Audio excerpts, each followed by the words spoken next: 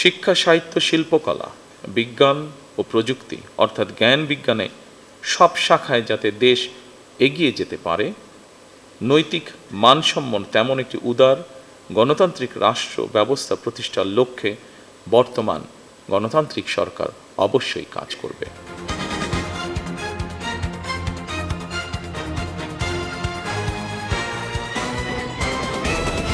বিসমিল্লাহির রহমানির রহিম। 21শে পদক প্রদান অনুষ্ঠানের সম্মানিত সভাপতি, মন্ত্রী পরিষদের সম্মানিত সদস্যবৃন্দ, সেনাবাহিনী, নৌবাহিনী, বিমান বাহিনী প্রধানগণ, সশস্ত্র বাহিনীর সদস্যবৃন্দ, মেম্বার্স অফ ডিপ্লোম্যাটিক কমিউনিটি, পদকপ্রাপ্ত কৃতিজন এবং সম্মানিত সকল উপস্থিতি সুধীবৃন্দ, আসসালামু আলাইকুম। আজকের এই মহতী অনুষ্ঠানে এমন কিছু কৃতিমান ব্যক্তিত্ব উপস্থিত হয়েছেন যারা শিক্ষা, সংস্কৃতি, শিল্পকলার বিভিন্ন শাখায় অবদান রেখে নিজ গুণে সমাদৃত হয়েছেন। আমি অনুষ্ঠানের শুরুতেই এই কৃতিমানদের জানাই আন্তরিক অভিনন্দন। রাজনীতিবিদগণ রাষ্ট্র পরিচালনার দায়িত্বে থাকলেও একজন রাজনৈতিক কর্মী হিসাবে আমি বিশ্বাস করি জ্ঞানী গুণীজন দিক নির্দেশনার ভূমিকা পালন করে থাকেন।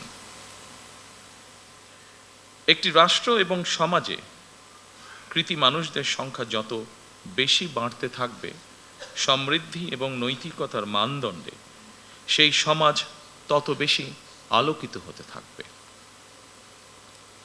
সুতরাং রাষ্ট্র তার নিজের প্রয়োজনে জ্ঞানী গুণী মানুষদের সম্মানিত করে।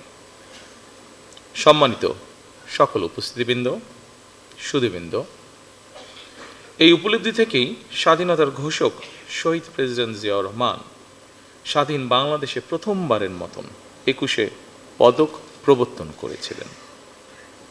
এটি শুধু একটি পদকই নয়, বরং এই পদকের মধ্য দিয়ে 52 ভাষা আন্দোলন থেকে আজ পর্যন্ত বাংলাদেশের ঐতিহাসিক ঘটনাবলীকে স্মরণে আনার পাশাপাশি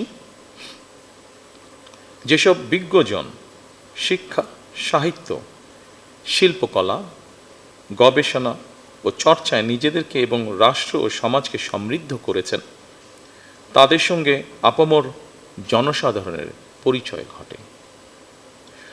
শুরুতেই 3টি বিষয় পুরস্কার প্রদানের মাধ্যমে 1976 সালে রাষ্ট্রীয় সম্মাননা পুরস্কার 21শে পদকের যাত্রা শুরু হলেও বর্তমানে ভাষা আন্দোলন, মুক্তিযুদ্ধ, শিক্ষা, গবেষণা, শিল্পকলা, বিজ্ঞান ও প্রযুক্তি সহ সম্ভবত কমপক্ষে 12টি ক্ষেত্রে বিশেষ অবদানের জন্য এই সম্মাননা দেওয়া হচ্ছে। এটি নিঃসন্দেহে একটি ইতিবাচক অর্জন। জ্ঞান, বিজ্ঞান কিংবা সাহিত্য চর্চার ধারা আরও শানিত এবং বিকশিত হোক, এই প্রত্যাশা করছি আমরা সকলে। শিক্ষা, গবেষণা এবং শিল্প সাহিত্যের চর্চাকে আরও বেগবান করতে রাষ্ট্র এবং সরকার তার দায়িত্ব অবশ্যই পালন করবে। আমি বিশ্বাস করি শিক্ষা, গবেষণা এবং শিল্প সাহিত্য চর্চাকে রাজনীতিকরণ করা কখনোই সভ্য সমাজের পরিচায়ক নয়। শিক্ষা, সাহিত্য, শিল্পকলা, বিজ্ঞান ও প্রযুক্তি অর্থাৎ জ্ঞান বিজ্ঞানে সব শাখায় যাতে দেশ এগিয়ে যেতে পারে, নৈতিক মানসম্পন্ন তেমন একটি উদার গণতান্ত্রিক রাষ্ট্র ব্যবস্থা প্রতিষ্ঠার লক্ষ্যে বর্তমান গণতান্ত্রিক সরকার অবশ্যই কাজ করবে। আমাদের এই যাত্রায় দেশের বিজ্ঞজনদের দিক নির্দেশনা অবশ্যই প্রত্যাশিত। সম্মানিত সুধীবৃন্দ, আমাদের জাতীয় ইতিহাসে ফেব্রুয়ারি মাসের গুরুত্ব অপরিসীম, আর 21শে ফেব্রুয়ারি আমাদের আত্মপরিচয়ের স্মারক। বলা যায় আমাদের সংস্কৃতি চেতনার প্রাণ প্রবাহ 21শে ফেব্রুয়ারি। অপরদিকে 21শে ফেব্রুয়ারি একদিকে মাতৃভাষা মর্যাদা প্রতিষ্ঠার সংগ্রাম এবং একই সাথে এটি ছিল জালেমের বিরুদ্ধে নিজেদের অধিকার প্রতিষ্ঠার আন্দোলন। সুতরাং ফেব্রুয়ারি মানেই আত্মপরিচয় উপলব্ধির মাস, আমাদের শেকড় সন্ধানী মাস। প্রতি বছরের মতন এবছর আমরা দেশের জ্ঞানী গুণী কবি, সাহিত্যিক, শিল্পী, ভাষা সংগ্রামীকে 21শে পদকে ভূষিত করেছি। জ্ঞানীগুণীদের কর্ম এবং কর্মময় জীবনের সঙ্গে আপামর জনগণের পরিচয় করিয়ে দেওয়া রাষ্ট্রের অন্যতম দায়িত্ব। প্রিয় সুধীবৃন্দ, 21 আমাদের অবিনাশী চেতনা, সহাধিকার অর্জনের বীজ মন্ত্র। এবার আমরা ভাষা আন্দোলনের 74 বছর অতিক্রম করে 75 বছরে পদার্পণ করছি।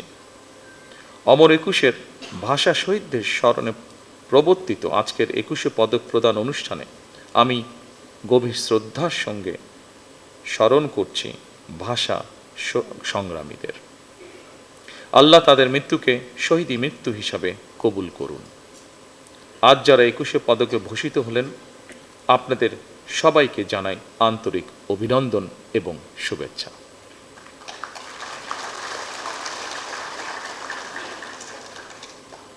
আপনাদের